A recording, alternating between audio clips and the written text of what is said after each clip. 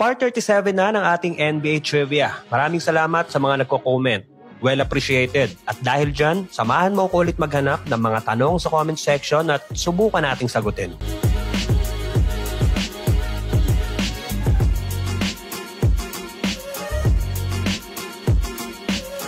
Sa tanong na bakit daw tinatapon yung Gatorade after the game, hindi ko gets. Pero kung ang ibig sabihin ay yung binubuhos lang kada laro, simpleng sagot, libre lang naman kasi yun, kaya okay lang ipagtatapon o ipaligo sa teammate nila.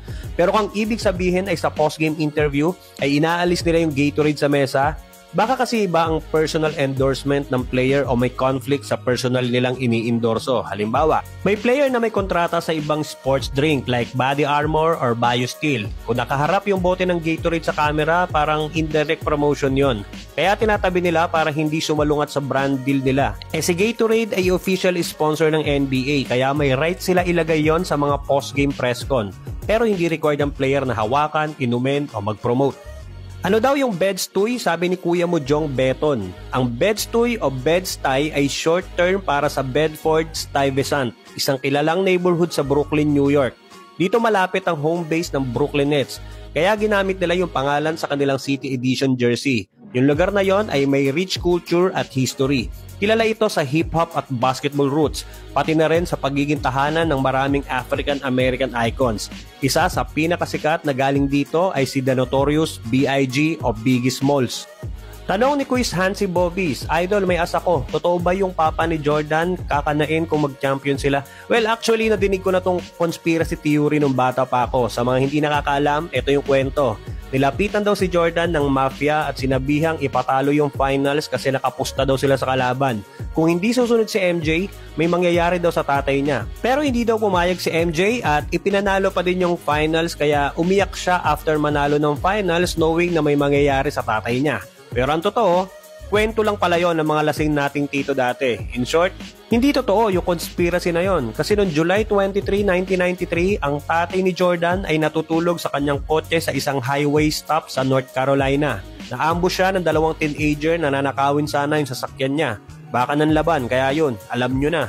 Natagpuan ang katawan niya matapos ang halos 2 linggo sa isang swamp area. Yung nakikita nyo na umiiyak si Jordan after manalo ng championship, 1996 na yon, 3 years nang wala yung tatay niya. Sobrang emosyonal lang siya doon kasi unang title niya na wala na yung tatay niya at nataon pang Father's Day yon. Kaya doon siya napaiyak ng todo. Question naman galing kay Quiz Jepel Dupingay, gaano po kataas ang ring ng NBA? Well, ang official height ng basketball ring sa NBA, FIBA at kahit sa high school leagues ay 10 feet o 3.05 meters mula sa sahig. Standard na yan worldwide simula pa nung early 1900s. Kahit sa PBA, yan ang standard. So, check nyo na kung ganyan ang height ng ring nyo sa covered court sa kanto. Sa tanong naman na bakit hindi nagsasandos sa game si Davis, lagi daw naka-t-shirt, ha? Sando na yung jersey niya eh. Baka yung pang-ilalim ang tinutukoy niya. Ang tawag dyan ay compression shirt o compression gear.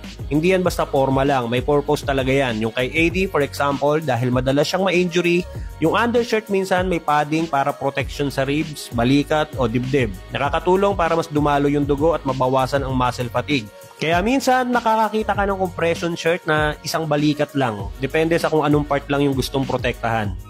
Tanong ni Quiz Hero Kusaka, magkano estimated income ng home team and away team pag puno ang arena? Yung away team, wala. Pag hindi nyo court, wala kayong kita doon. Yung home team naman, depende sa team. Remember, may big market teams at small market teams. Magkaiba ang presyuhan ng tickets nila. For example lang, sa Chase Center, ang average ticket nila ay $200. So kung puno yung arena, times 18,000, nasa estimated $3.6 million. So okay, si Thunder home game naman, $80 lang ang average ticket price. So times seating capacity na 18,200, roughly nasa 1.4 million lang. Mas maliit kesa sa sold out ticket ng Golden State. Sa isang season, times mo lang sa 41 games kasi yung another 41 games, malabang road game na yon. At last, lagi natin nadidinig yung Naismith Basketball Hall of Fame at ang Larry O'Brien Trophy. Pero sa tanong na sino ba si Naismith at si O'Brien? Well, si James Naismith ay hindi lolo o kamag-anak ni Aaron Naismith. Siya yung nag-imbento ng basketball noong 1891 sa Springfield, Massachusetts. PE teacher siya noon na naghahanap ng laro na pwedeng gawing indoors tuwing winter. Una niyang ginamit dati ay pitch basket at soccer ball. Kaya pag may award na nakalagay ay Naismith, tribute yon para sa kanya. Si Larry O'Brien naman o Lawrence Francis O'Brien Jr. ay hindi isang basketball player o legend, kundi dating NBA commissioner noong 1975 to 1984. Siya yung nag-lead ng NBA nung panahon na nag-merge ang NBA at ABA noong 1976. Actually, more on political background siya at hindi talaga basketball. Bago pa maging NBA commissioner si Larry O'Brien, kilalang strategist siya sa US politics, malapit kay John F. Kennedy at Lyndon Johnson. Naging postmaster general pa nga siya bago siya napunta sa NBA. Dahil malaki ang ambag niya, hindi lang sa politika kundi pati sa basketball bilang commissioner, pinangalan sa kanya yung NBA Championship Trophy. Paki-like ng ating video kung may natutunan ka at palambing naman ang ating channel. Baka naman para updated ka sa susunod pang NBA kwentuhan.